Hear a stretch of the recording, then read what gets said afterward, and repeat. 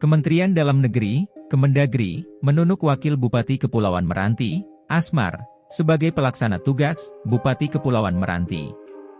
Penunjukan dilakukan menyusul ditahannya Bupati Kepulauan Meranti, Muhammad Adil, setelah terjaring operasi tangkap tangan (OTT) oleh Komisi Pemberantasan Korupsi (KPK).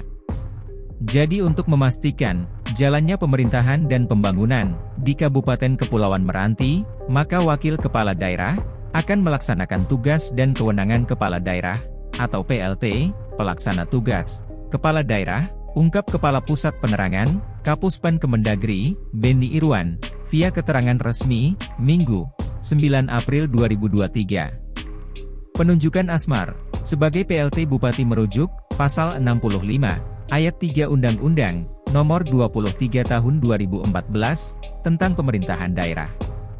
Berdasarkan Pasal 65, Ayat 3, Undang-Undang Nomor 23, Tahun 2014, Kepala Daerah yang sedang menjalani masa tahanan, dilarang melaksanakan tugas dan kewenangannya, ujar Beni.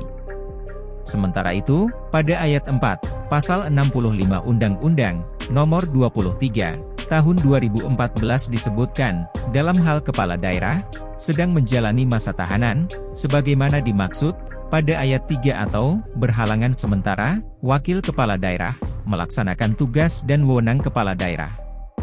Beni menegaskan, bahwa Kemendagri, akan menghormati dan mengikuti proses penegakan hukum oleh KPK.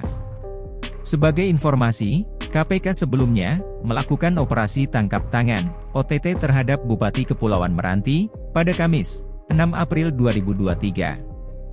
Setelah melakukan serangkaian pemeriksaan, KPK akhirnya menetapkan Bupati Kepulauan Meranti, Muhammad Adil, sebagai tersangka bersama 2 orang lainnya.